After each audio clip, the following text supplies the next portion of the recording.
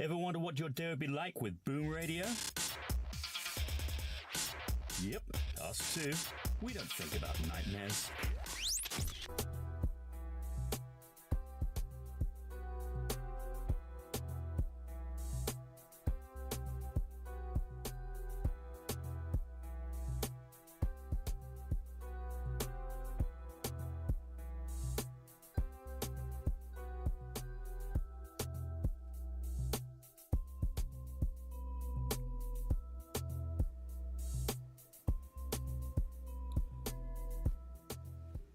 Good morning, good afternoon, good evening. This is the boombar on Boom Radio NJ's, platform. My name is Sola Rogers. And my name is Ola Delgwa. The one and only.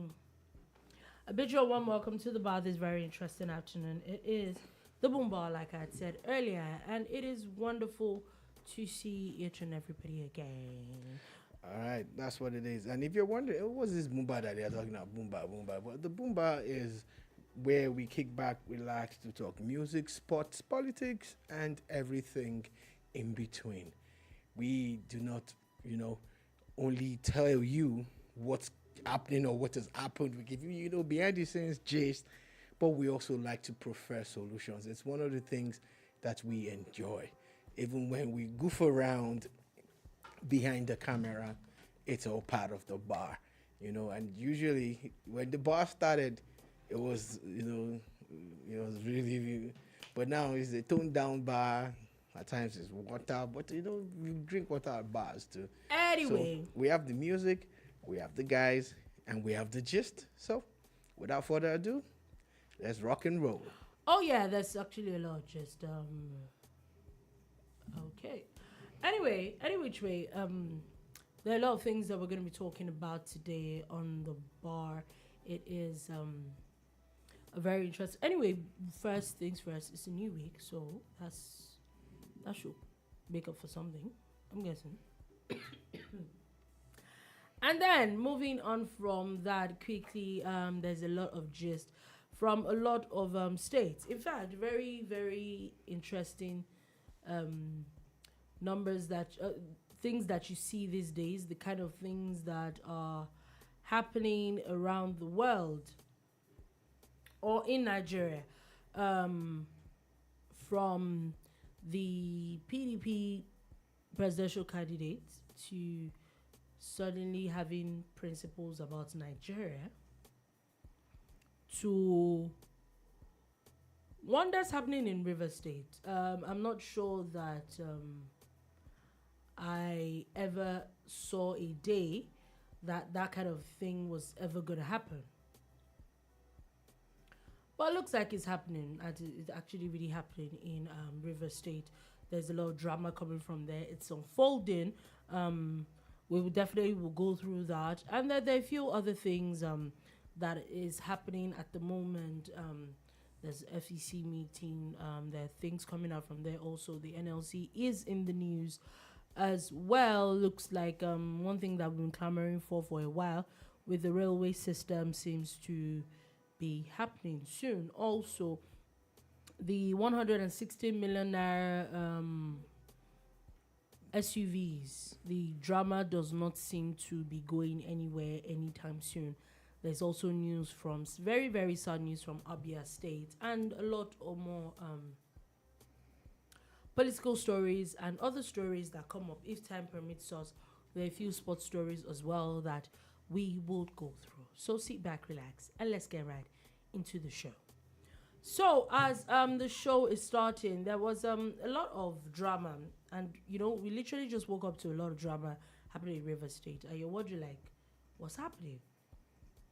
First, it was story that the House of Assembly got burnt. Then it moved to the story of that the governor was about to get impeached.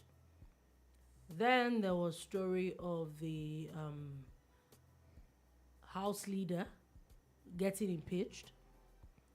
And then him being sworn in as speaker. I'm wondering if it's not that there's no original speaker. But, and then the governor saying that he's resisting every form of impeachment. And I'm wondering, why is Nyesom Wike not speaking at this point? What's his own? Why should he speak? But first things first, let's even take it from the angle of this impeachment stories. Okay, it first started as a rumor, but for the governor himself to come out to talk about it, that he's refusing any form of impeachment, it means that there are actually impeachment plans. And also, there's been an impeachment notice that has been served this morning, where 24 of 32 members or something were in place. They were not in the assembly ground, they were somewhere else. I saw a video of it. The base was there. And my question is that I think he was sworn in May 29th, yeah? Between May 29th and October 30th, what did the governor, or what could he have done? What impeachable offense has he committed? What impeachable offense? Do you understand? Like, in the space of maybe 6 months? Have we done 6 months? It doesn't take that long for people to commit impeachable offenses. No, but I would just But which one? Which one of it? Exactly. Like, well, it seems to be everything is shrouded in secrecy, and we'll just wake up and say here that the governor has been impeached. Not like I'm supporting him or I'm on the side, but I'm like, for the assembly, for you to want to impeach a governor so fast and in such a short period of time of him being a governor, there should be a lot more information about it.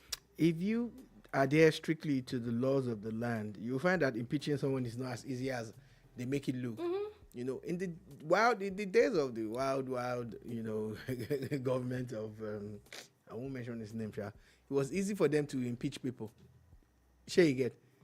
Because a lot of them were not adhering strictly to the rules of the game, the rules governing impeaching a sitting governor. So that happened. And you find out that most of the people who were impeached, in fact, it got reversed. You know, they went to court and all of that. So impeaching is not something that is that easy. It's not that easy. You get. But the intrigue behind it is that on a Monday morning, out of the blue, especially for those of us who are not in the system, we don't understand what might have transpired. You just suddenly hear that the majority leader had been removed. Dolupo had already laid that background. So here we are, still trying to contemplate and find out what's happening. Then a media platform, I assume is based in Rivers State, tweets a picture of someone and says, "This is the new Speaker of the House." Now, is that not the same House of Assembly that is said to be, you know, burning or has burnt down or got burnt partially? So wait. As far back as now. Also, the story of that is new speaker. Mm-hmm. Now, as far back as June 7th, when the 10th Assembly in Rivers State was inaugurated, Honorable Martins Amaye Wule emerged as the speaker. Up until now, there is no news anywhere that he got impeached. Yeah. And then, all of a sudden, Honorable Edison Ehie, who was earlier impeached today, removed as the majority leader of the House, now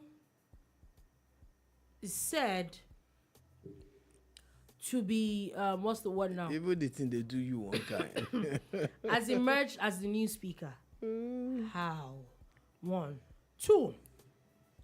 Keep in mind that the chief judge of the state, who is supposed to swear him in, has been suspended. Mm-hmm. So, the old speaker has not been impeached. The chief judge is supposed to swear the new person in is suspended. How did this person become a speaker? I'm not sure I heard. Last I checked, I know that those things, there's also,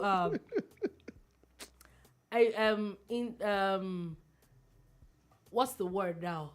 They do elections in the House. You have to have they call it a quorum or, you know? Yeah, you must form a quorum. So you have to have 2/3 of the House for you to do those kind of things. I think 3/4, even when it comes to like elections or something. I didn't even hear there was any form of election. And then we see, after someone had tweeted it, the verified handle of the governor was saying congratulating this person. Now, let's take it a little deeper. There's been gist that there is issues between the governor and his predecessor, who a lot of people say is his godfather, who we know as the minister of the FCT. Now, my question is, if we cast our mind back before the elections, this Governor Sim Fubara was nowhere to be found.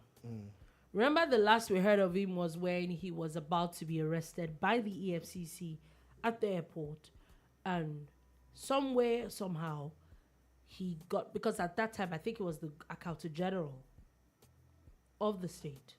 Somehow, somewhere, he got whisked away. The then governor, who's the minister now, basically campaigned for him. We did not see him in any way. Also, somehow, somewhere, he became governor without campaigning himself. And he got sworn in. We all know that once you become a governor or president, you have immunity. Makes sense, yeah? So how is it that someone that went all that length to protect him and literally guide him all the way to him being a governor? I saw someone write a lot of stories about him, how Wike made him something, and then how between 1 year he became the Accountant General. Like, it's really, really helped him throughout his whole career. So if someone that could stick his neck out that much for him, how is it that there's the rumor coming that this person is fighting with him? I'm not sure I totally believe, because I feel that it will take a lot for you to stick out your neck that much for someone. I know that the actions of that are taking place in Rivers State today would lead to a lot of conspiracy theories and a lot of people coming up with hot takes here and there. It's always better to have the inside gist or wait for a response from different quarters before we can actually zero in on what we know has happened as against what we think has happened, because there are two different things. To know is different from to think that it did happen a certain way. The fact that is Wike's right-hand man is not up for discussion. That is it's a given. It's a statement of fact that Governor Sim Fubara is Jenson Wike's person. Is his his ally. It's the guy that is his anointed successor. But the confusion here is reminiscent of several states where the anointed and the anointer have now fallen into disarray. It's reminiscent of it. Look around. You see it all the time. It even happens between governors and deputy governors, or immediate past governors and their chosen ones. It happened in Edo State now. We saw how the current governor of Edo obviously had a falling out with the immediate past governor, who people presume was his political godfather, and we all know how that one played out. So it would be nice to say a lot of intriguing things, but it's better to hold back and wait for the facts of the matter.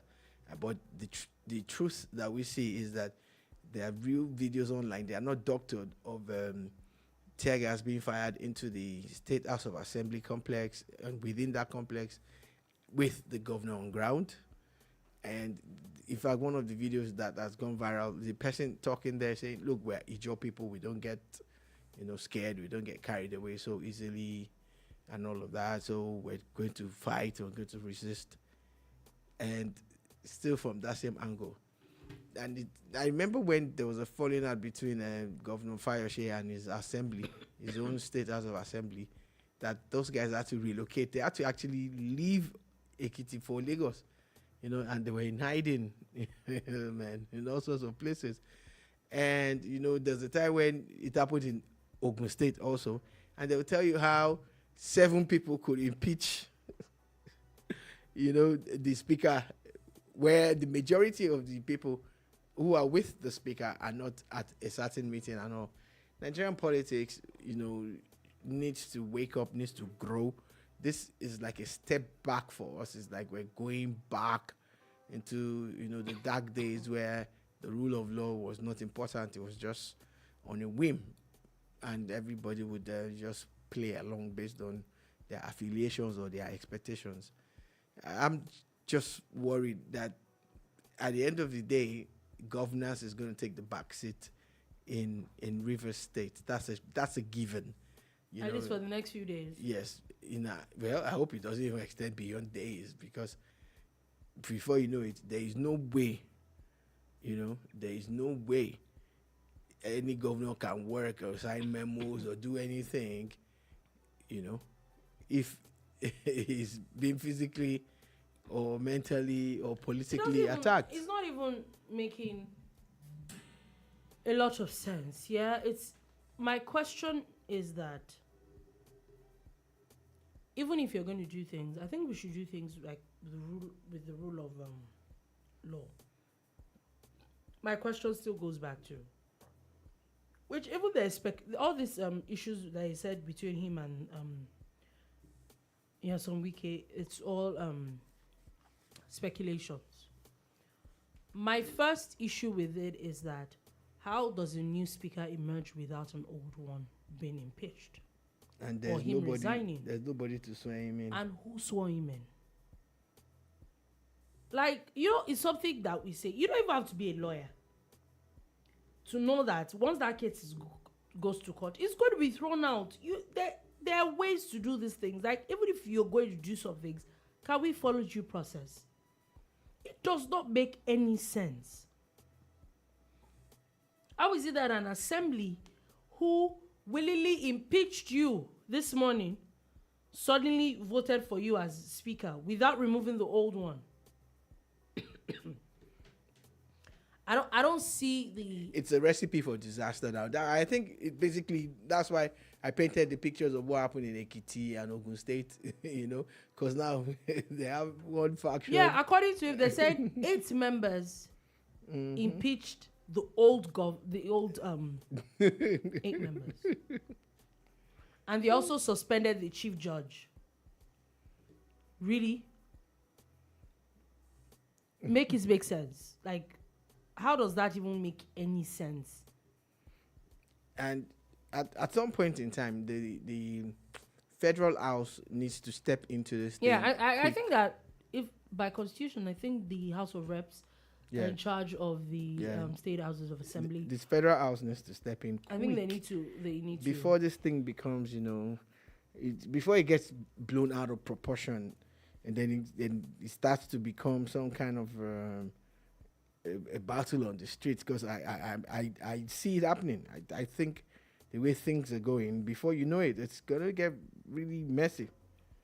I see that happening. and it's not a good thing. Anyway, we will see how all this is going to... Also, there are people talking about how this happens a lot when people have godfathers, and these godfathers are former governors, and they refuse to release the reins to their successors. It is. We see a pattern. This is... Yeah. Even though this new pattern is very early, but it's a pattern. There are too many people that we can't count, that there's always issues around.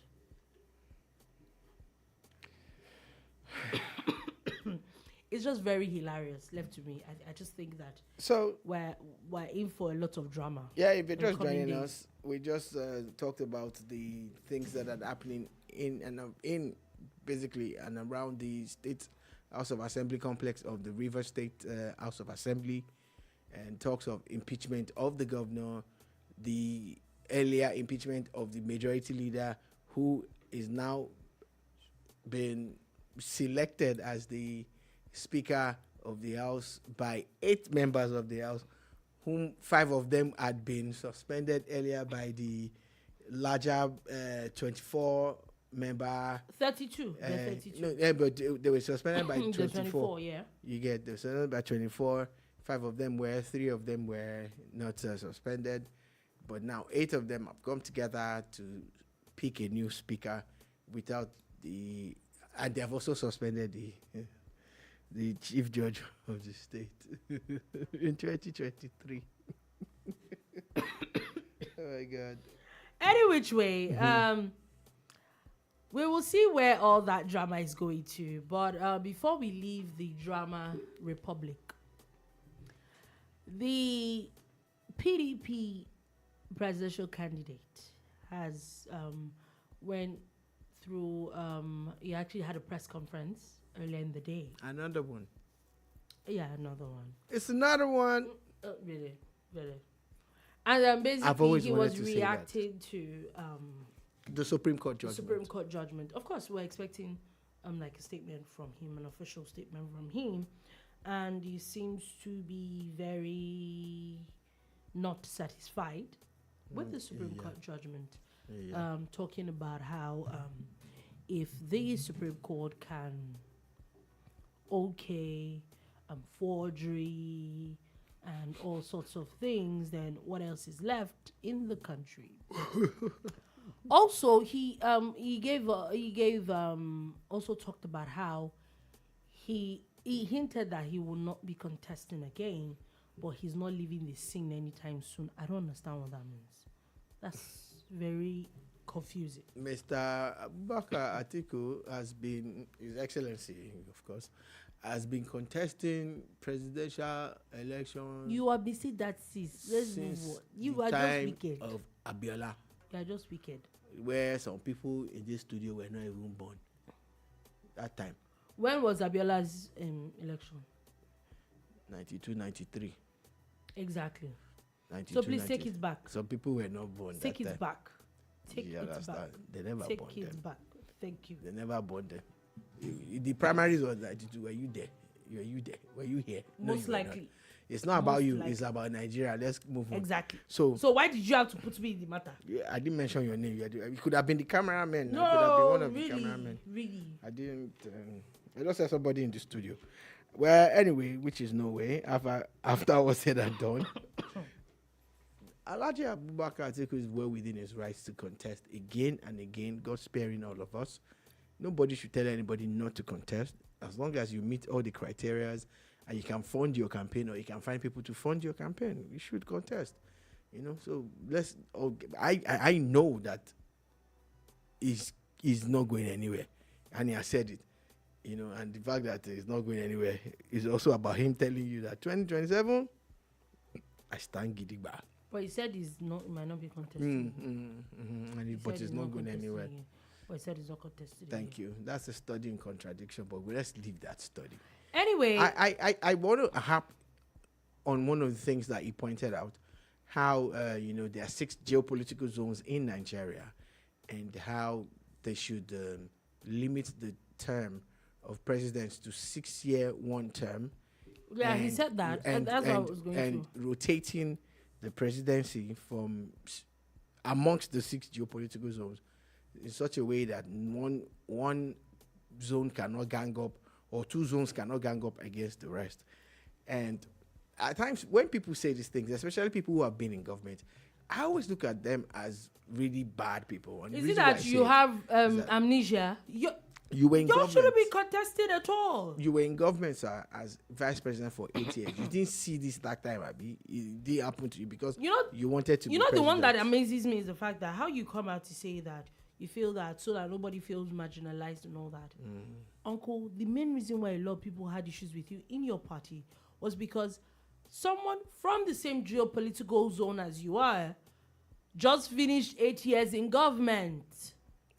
And again, what exactly, make it make sense. Again, talking about his suggestion, the reason why coming from him, I think it's a little bit hypocritical. It's because the People's Democratic Party is arguably the only party in Nigeria that actually has it entrenched. In their constitution. In their constitution that power must go from north to south and south to north. But you didn't follow that constitution. When it came to Alhaji Abubakar's turn to contest last year, they threw the constitution out of the window. Out of the window, and then instead, looking for conjectures. And isn't it hypocritical that you're now advocating for the same power shifting now from region to region? If you could do it within your party, what stops you from doing it? If we outside? follow his conversation, then I hope that the next 4 years he's not contesting. If we go by what he's saying. No, really, if you go by what you're saying and you say that people should not contest. I personally feel that it should be a north or south thing. I personally feel that it should be every single geopolitical zone. There has to be arrangement, because if we say the south, there's the southeast, there's the southwest, there's the south-south. There are 3 different regions completely. When you say the north, there's the northeast, there's the northwest, there's the north central. As far as we know, a north central person has never been president, at least since 1999. As far as we know, the southeastern has never been president. As far as we know, there's only been someone from the northwest, northeast, no? And I'm not even sure northeast. Okay, yeah. Is Katsina in the northeast? I think it's northeast. It's northeast. So, as far as we know, I think Yaradua is from the northwest, if I'm correct. Buhari is from the northeast. President Tinubu and former President Obasanjo is from the southwest, and President Goodluck Jonathan from the south-south. So yes, if we actually look at it and break it down, there are 2 regions that have never been president. Never been. So if we go by that angle, there are some of them that will never be vice president. Both of them, I'm not even sure both of them have even spelled vice president. So is it okay that they feel a little marginalized? Yes. But the truth of the matter is that there are 2 things with it. I think that it is all about politics and we need to play it right. But also, where I feel a little bit that where the constitution, when it comes to elections, need to be tweaked a little bit, is that you should be able to win a percentage of every single geopolitical zone. I feel that because the way it is now, and especially with the kind of numbers that some geopolitical zones have, you do not need. If you win the northwest, you win, like, let's say the northeast, the northwest, and the southwest with a lot of numbers, and you get 25% in 24 states, you will literally win the election. Yeah, a quick. I feel that at least 5, you should be able to win at least 5 or get a particular percentage in at least 5 or 6 geopolitical zones. Yeah, it was for you also, to say that you're president of the whole country. Yeah, Alhaji Abubakar Atiku was also talking based on what Dolupo just talked about now, how you need to win 51%, and that there should be runoff elections between the top 2 contenders. And you mentioned countries that are already doing that same thing. And I keep saying again, not bad ideas coming from Alhaji Atiku, but I think it's based on him saying, "Oh man, look, it was second in this election, and someone had 8.9 or 8.8 million. He had 6.9. So maybe there's a 1 million something difference.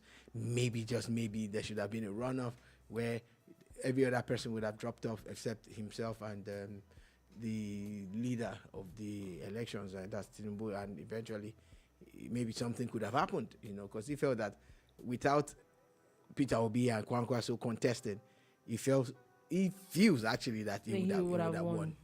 He would have won. These are the issues, and I feel that it's not necessarily about you preferring solutions for Nigeria, but looking at some kind of way you can tweak the system to favor you. That's the way I see it. And maybe opinion. from his own angle, The truth is that also, the truth is that some of this is suggestions are actually not bad. I really think I agree with a lot of the things that he has said. Electoral system, like one of the things that he said, that a lot of the court cases should be done before swearing in. I think it makes sense if we've done elections as far back as February, and swearing in is not until May 29th. Maybe a lot of things need to be done quickly. Kudos to the judicial system. I think this is the fastest. Sorry, this is the fastest that we've had in recent times. We see these court cases span 2-3 years before. We've seen it happen before. But it's nice that it's actually, it's less than 6 months. When I hope that it actually gets shorter, so that when you are inaugurated, I feel that it also will not disrupt, even with governors, because we've never seen it with the presidency, but we see it with governorship, and it disrupts a lot of things in the state. It really does.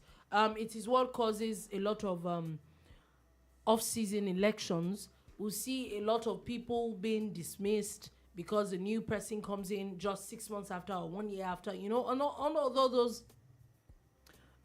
very funny things happen all the time. My issue with it is that, so it makes sense if everything is done before inauguration, so whoever comes in hits the ground running, does not have any issues, is not thinking about any court case or anything. Makes sense. The only thing for me is that the person that is coming from, how much of these did you do or try to implement when you were in power? So it's pretty much hypocritical coming from you. Yeah, again, earlier we had mentioned that the Katsina state, is actually in the northwestern geopolitical zone. Katsina is northwest. Yeah. Oh, really? Oh, yeah. wow. Because Yadra, being from Katsina, remember, is northwest. Yadra is from Katsina too? Yes. Okay. Yeah, it's Katsina. And Barry too is from Katsina. Shout out to Katsina State, though. You're the OGs of the North.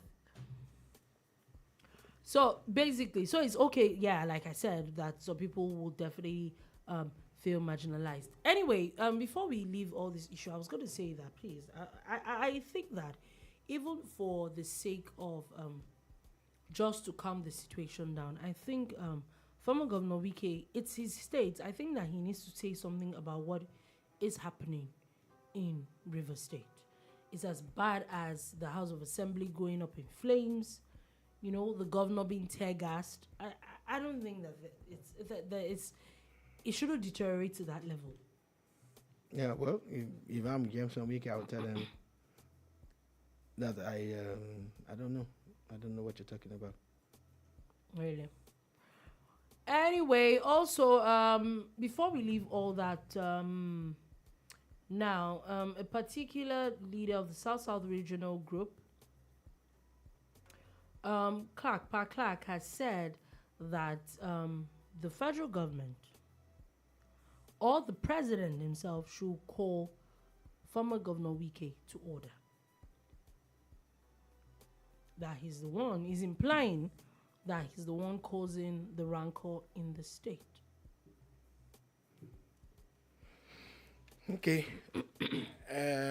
Pa Clark must be speaking from experience. I hope he has proof to back it up that he's the one behind all of this. Do you understand? Because again, I'm not going to say anything until we have a clearer picture, and it's not enough to always want to jump on the bandwagon and throw someone under the bus because it just seems like the right suspect. Remember, in the case of Mohbad, everybody went on and said, Naira Marley. Now, the police have more or less concluded their investigation, more or less. I'm not saying they're done, but at no point in time have they indicted him for murder. Do you understand? And, so at times, let's open our minds and find out what's really going on.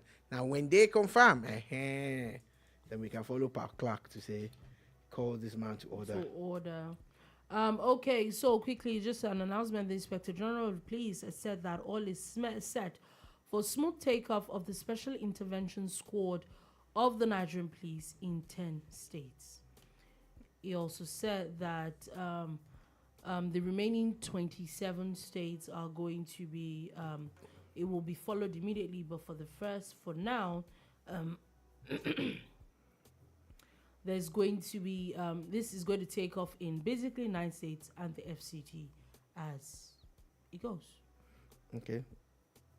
They're saying that they're specially trained officers that will rapidly intervene in major accidents, which will immediately be announced on the assumption of office.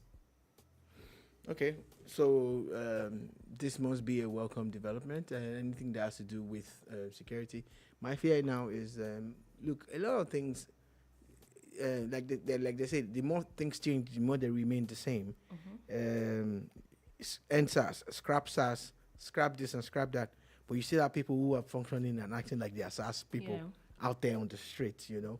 The police are doing a great job. I'm going to sit down here. I can actually say that. But there are a lot of very bad cops out there too. A lot of them who are, you know, carrying on with all sorts of activities that does not paint them in good light. I hope that whatever the current Inspector General of Police is up to will be properly structured and well monitored. Again, setting up anything is not where the work starts and ends. The work has just started, actually, you know, because monitoring is also another thing. I remember when policemen used to be scared of their own internal police, you know, highway patrol and all. They had people who were checking them. I've not seen those guys in a long time. Yeah. Even with the military, they had the military police, where you will see a military police guy with a lower rank actually dealing with someone with a higher rank, because he is empowered within the laws of the army, you know, to do what he has done and to keep them, you know, on the straight and narrow. I welcome the deployment of these troops and the development that they are supposed to bring when it comes to security, but I'm really concerned about how well trained they are, how well structured this body is, and monitoring. Now, moving on from that, talking about a bit of security as well, let's go all the way to Abia State, where the governor announced that there was a discovery of over 50 decomposing bodies and over 20 headless bodies and countless human skeletons around the Lopanta cattle market. So now, the story is that this cattle market was closed because it was said that it was going to be restructured and rebuilt, and that it was just a portion of it that was going to be used for cattle. It was going to be a general market now, instead of just being a cattle market. And there was the story of it being cleaned up and all that, where this discovery was found. Yeah. Now, and I think it's very ridiculous. We're so easy to move on from things and act like nothing is happening. 70 bodies were found. 70. More than 70. Okay. And there's no outcry. There's, you know, but when you hear that, oh, something happened outside Nigeria and maybe 70 people were attacked or killed or whatever, Nigerians are trending hashtags and going on. But in one particular state, in our own country, over 70 bodies were found. How did they die? Who are these 70 people? Is that place a cemetery? It's supposed to be a market. How did 70 people die? How did they uncover over 70 bodies? You know, there are a lot of questions to be answered.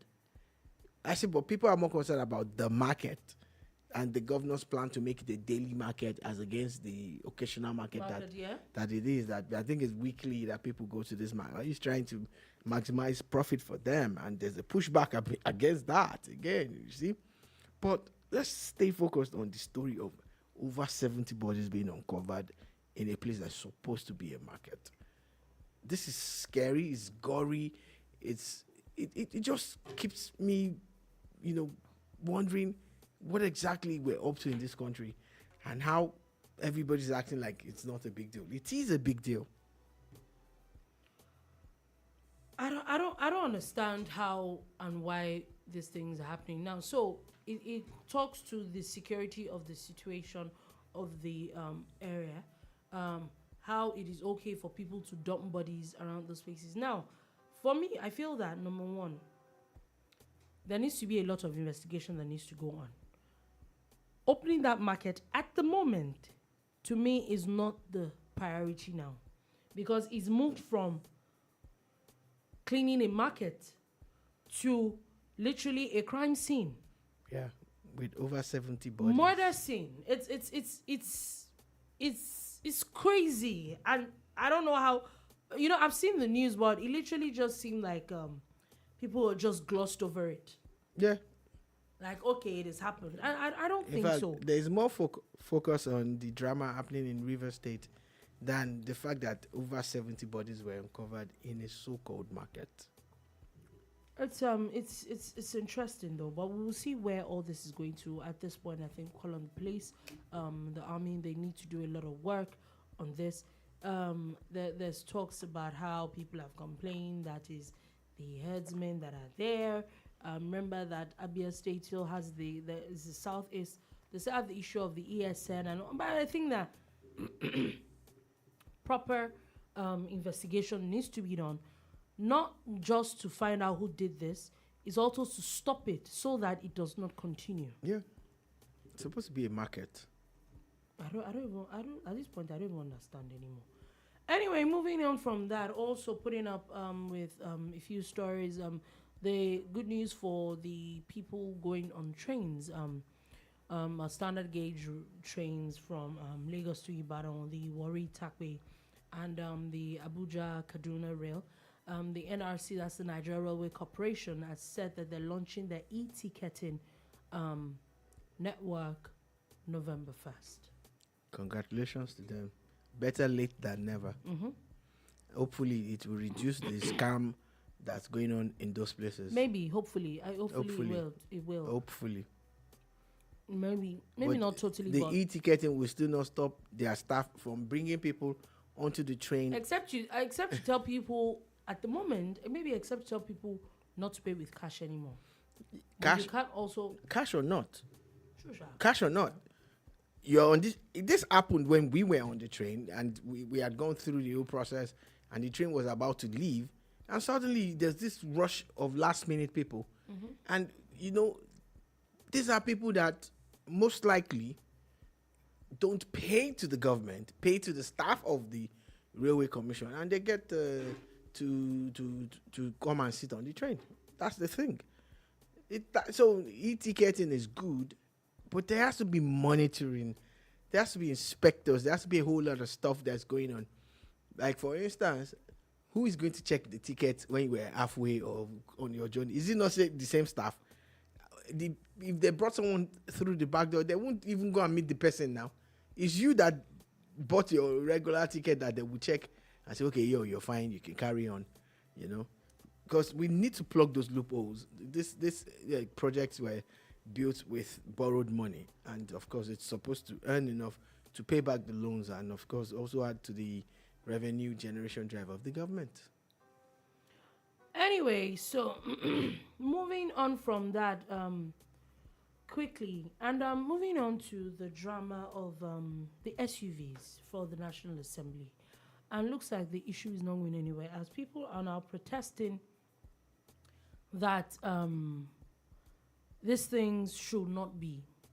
Basically saying that people, if they've collected it, they should return it. I also saw an interview from Senator Ali Ndume, I think it was over the weekend, where he was talking about how it is not a new thing for official cars to be bought by governors and